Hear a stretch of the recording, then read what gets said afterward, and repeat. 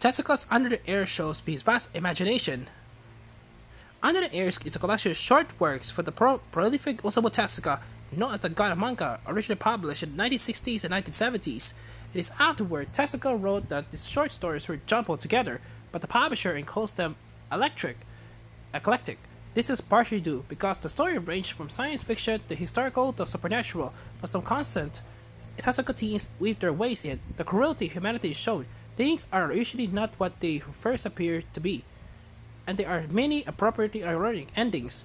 In the first story, Joey's visitor, a racist southern white man fighting in the Vietnam War, threatens the African Americans around him with cruelty and division, but only survives an accident because of organ transplants from a black soldier. He doesn't use this as an opportunity to reflect on his cruelty, but becomes obsessed with hiding the evidence. Clip of Death shows a convict escapes from prison and takes some hostages, with surprising results. The duel with Grandmassa takes place in the Wild West, where the man seeking revenge learns that not everything is as it initially seems.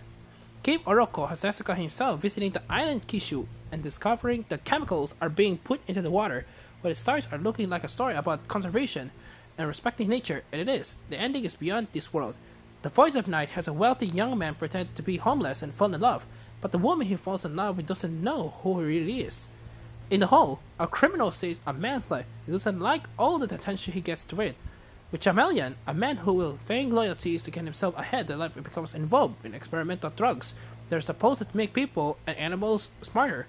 In The Cat's Blood, a Tokyoite takes a royal woman who belongs to a white cat god sect to the city, but her upbringing is still strong, and she acts more like a cat than a person sometimes. Valley of Bliss is a science fiction story about space travel, where ignorance bliss and reality is something entirely different. Illicit love is, as the title suggests, a story of forbidden love and what happens to a couple when their love is not accepted by society. Catastrophe in the Dark follows a singer who will reason to feel guilty and a seemingly supernatural response to what he did. Telephone shows a young woman picking up the phone only to be invited on a date by a random woman. He's eager to meet her, but with a backdrop of students' were tests and some supernatural twist, he's in for more than he bargained.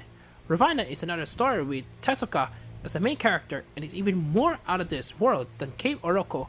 Tezuka visits a man who knew for the college and gets conflicting stories and the very odd situation to find in a man's home. Lovers Under the Air shows two grappies who are in love. After they reincarnate, they become people in a dystopian future. Some of the works can feel dated, but at the same time, Tezuka is able to bring up so many universal human emotions. This collection shows how vast his imagination was, while simultaneously showing how human behaviors transcend time and place. Coming in the early 300 pages, this is one of Tezuka's lesser known but still powerful books.